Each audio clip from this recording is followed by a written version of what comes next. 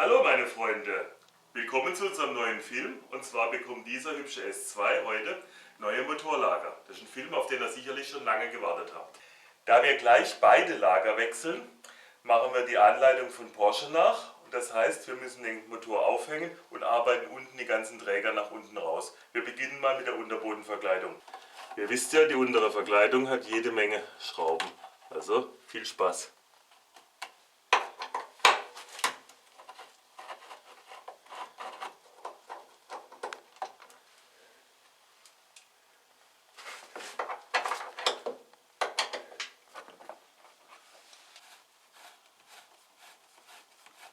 Gefühlte 11 Schrauben später kommt die Verkleidung raus.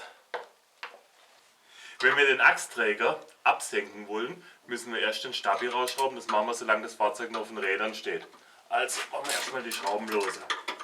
Dafür gibt es aber ein extra Video. Das schaut euch jetzt an. Vor dem Aufgucken müssen wir natürlich auch die Schrauben lösen, beziehungsweise der Mund hat. Bevor wir aufgucken, müssen wir natürlich hinten gut absichern. Ich habe beide Räder gesichert. Wir heben das Fahrzeug erstmal an der Bordwagenheberaufnahme ein Stück an, damit wir das Rad entfernen können. Und dann kann das hübsche Rädchen.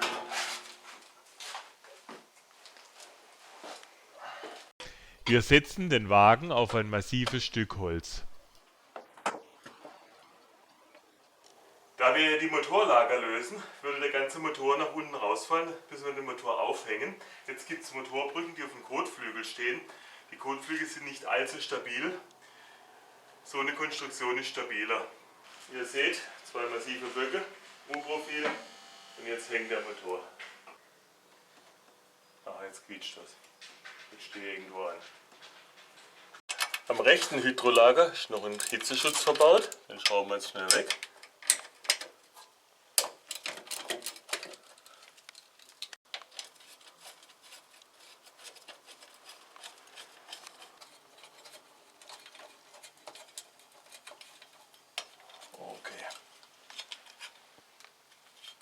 An die unteren Schrauben oder Muttern sind es ja, von dem Hydrolager kommt das sehr bescheiden dran. Es geht eigentlich nur mit so Schlüssel, aber wir haben schon gewonnen. Gern mit dem Ratschenringschlüssel weiter. So, wir lassen es mal stecken, war ja nur lösen gemeint. Andere Seite das gleiche Problem, man kommt halt nur sehr beschränkt bei. Aber die ist schon offen, wir lösen sie noch ein bisschen und dann ist gut. Ach, die ist schon lose. Geht schon frei weg so. Die oberen Schrauben der Motorlager sind noch viel schwieriger zu öffnen.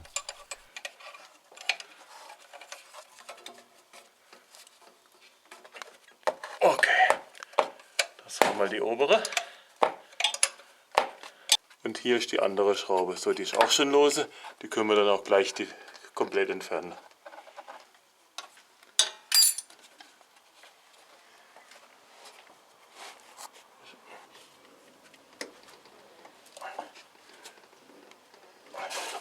Da wir von oben schrauben müssen und ich mit der hier nicht genügend Kraft habe, die Schraube aufzubekommen, mache ich hier einen Imbus rein und jetzt kann ich von unten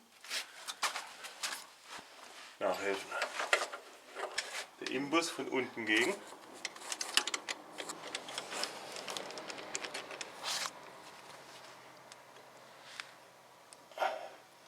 Zumindest einen halben Zahn hat sie nachgegeben.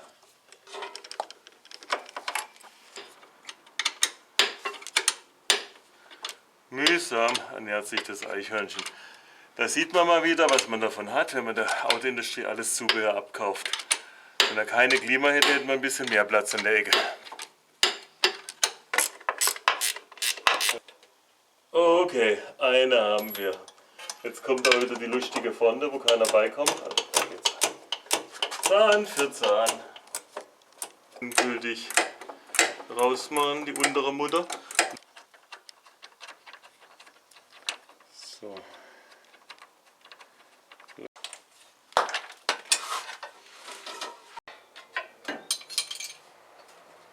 Und auch die Mutter auf der anderen Seite nehmen wir gleich ab. Wichtig, den Motor mal ein Stückchen an. der alten Hydrolager muss hier gehen. So, ihr seht, entgegen allen Beschreibungen im PFF, dass die Lager auch so rausgingen. Da haben wir keine Chance. Wir haben den Motor schon ziemlich weit hochgezogen. Also müssen wir den Querträger doch ablassen, wie Porsche schreibt. Bevor dass wir den Querträger ablassen, müssen wir die Rücklaufleitung von der Servo lösen. Das Zeug müsst ihr von hinten irgendwo gegenhalten. Und das ist ganz schön schwierig.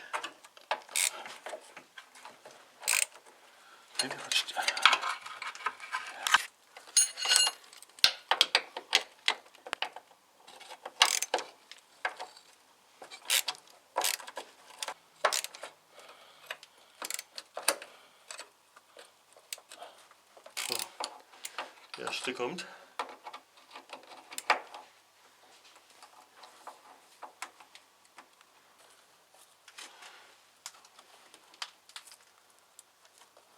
Da die Mutter hinten drin gekontert werden muss, ist das wahnsinnig schwierig, aber mit einem halb gekröpften Zehner geht's. Jetzt senken wir den Querträger ein bisschen ab. Dann müssen wir die Schrauben hier und hier lösen, da jeweils 2 Stück.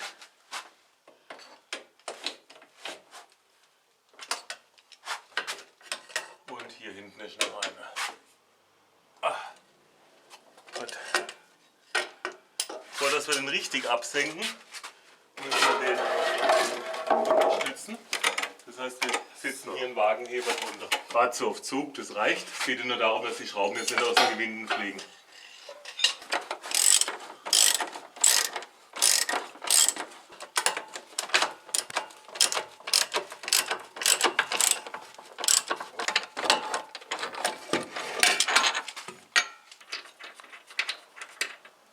So, hier kommt er auch runter.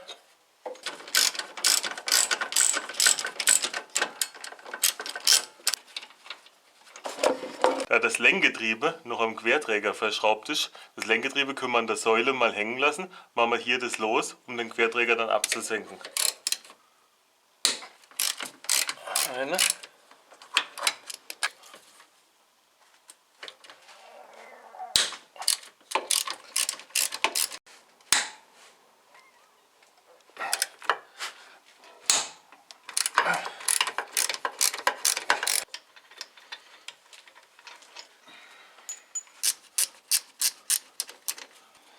Jetzt könnt ihr den Querträger langsam runternehmen.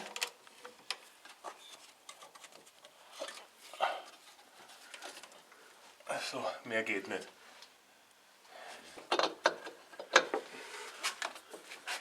Jetzt müsst ihr das Lager um 90 Grad drehen, weil das steht immer hier oben an der Kante an.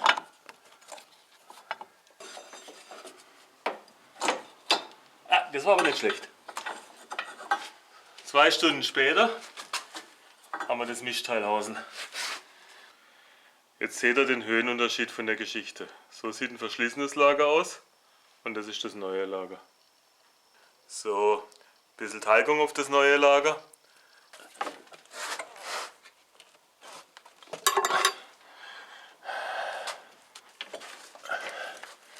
Die Richtung willst du schon gar nicht.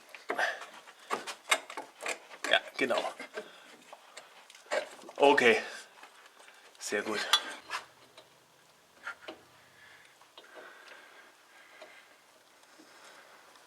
So, das neue Lager ist wieder in Position. Der Bolzen unten steckt durch, da haben wir kein Problem. Und in der Verdrehsicherung muss es auch automatisch einraschen. Auf der rechten Seite haben wir mehr Probleme. Das Lager will und will nicht rein.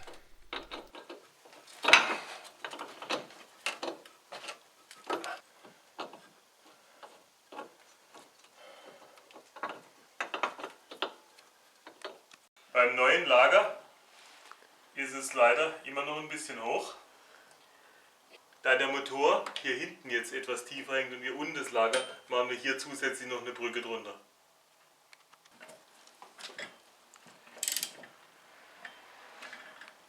Jetzt haben wir das neue Lager, kann man hier wieder einsetzen in das Ding. Jetzt muss ich es hier noch ein bisschen unter die Kante ziehen, aber ihr seht, die zusätzliche Höhe hat jetzt sofort geholfen. Also Tipp von mir, 2 Motorbrücken. Hier nehmt ihr ein Montageeisen und drückt es dann da hinten in die Halterung. Sonst kommt es nämlich da hinten nicht rein. Jetzt haben wir es hinten drunter gebracht und jetzt ist es drin. So, jetzt muss die Scheibe wieder da drauf gefuttelt werden und dann kommt eine neue Sicherungsmutter.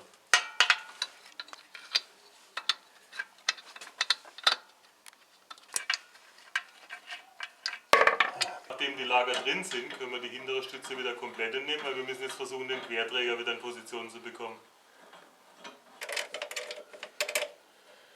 So, jetzt müssen wir die Schrauben wieder in den Querträger einsetzen. Dazu müssen wir immer ein bisschen unterstützen. Jetzt kommt der Querträger langsam wieder hoch. Jetzt müssen wir den versuchen, hier überall einzufädeln.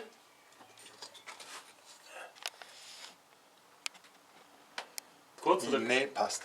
Obwohl, die ist zu kurz. Ich glaube, wir müssen anheben. Ja, okay. Oh je, da fehlt uns eine Menge.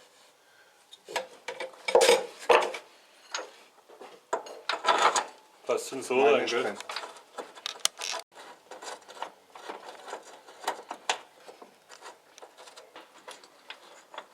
So, ne?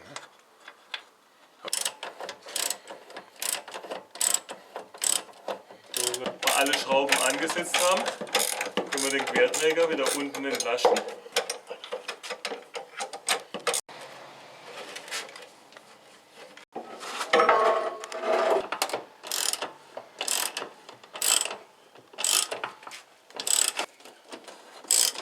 Nachdem der Träger halbwegs ausgemittelt ist, fangen wir langsam an, ihn hochzudrehen.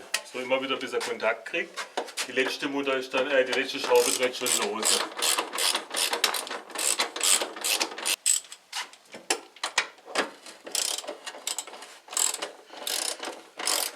Jetzt können wir auch hier wieder final den Querträger am Fahrzeug anziehen. Also erstmal so fest, wie es mit der Ratsche geht.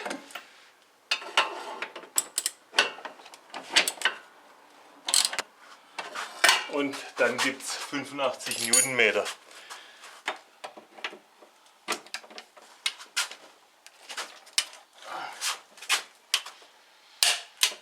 ...85.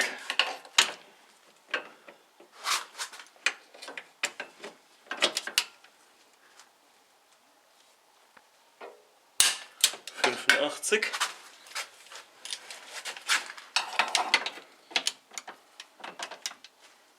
Und so.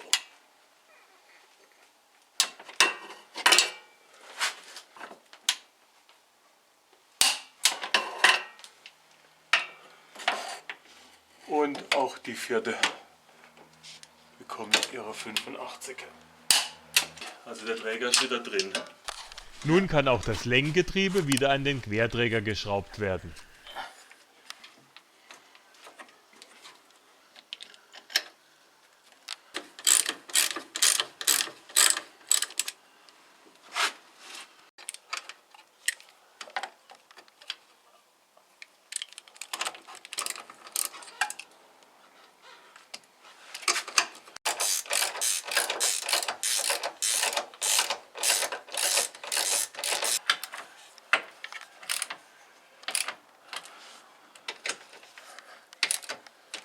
Die Schrauben an der Lenkung bekommen 23 Newtonmeter. Einmal,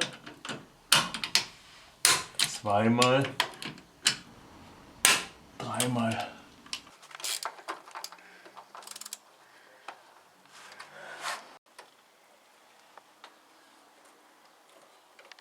Aber die Rücklaufleitung zu befestigen ist sehr schwierig, aber wir haben es geschafft. Ich muss sie jetzt nur noch handfest anziehen und gut ist. Was klackert, ist der Konterschlüssel oben. Aha, jetzt haben wir es. Und fest ist die Geschichte. Lassen wir den Motor wieder vorsichtig ab und dann müssen wir alle Schrauben wieder suchen gehen. In die Schrauben rein, können wir sie mal langsam hier in Passrichtung bewegen. Das geht immer schön dreizahnweise, aber irgendwann geht auch das zu Ende. So, die eine Seite drin haben, machen wir auch die andere wieder rein.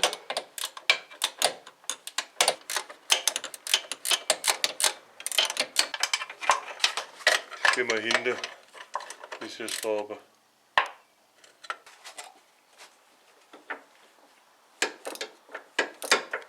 Jetzt können auch die ganzen Brücken wieder raus. Der Motor sitzt ja wieder in den Lagern. So. Dann müsst ihr die Schrauben an den Motorlagern endgültig festziehen. Zuerst die oberen Schrauben.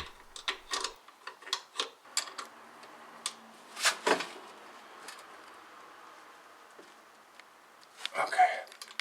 Die Schraube unten natürlich auch.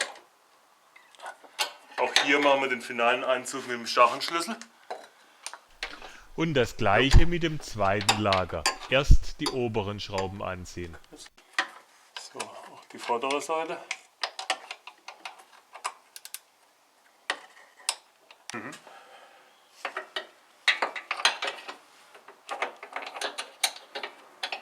Natürlich das gleiche. Jetzt ist ja alles auf endgültiger Position. Bevor dass wir den Stabilisator montieren, setzen wir das Auto wieder auf seine Rädchen. Wie man den Stabilisator montiert, dafür gibt es ein extra Video, das schaut euch jetzt an. Dann kann die Verkleidung wieder dran. Wenn ihr mal 2 Schrauben drin habt, habt ihr soweit gewonnen.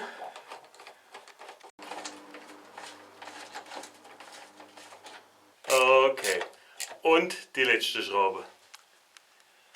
Natürlich bekommen die Radmuttern wieder ihre 130 Newtonmeter. Und nicht mehr. So meine Freunde, wir haben es mal wieder geschafft. War eine aufwendige Reparatur, aber jetzt hat er wieder neue Motorlager. Ich würde ja gerne eine gute Reparatur machen, aber die nächste Reparatur gleiche Fummelei. Also, tschüss, bis zum nächsten Film.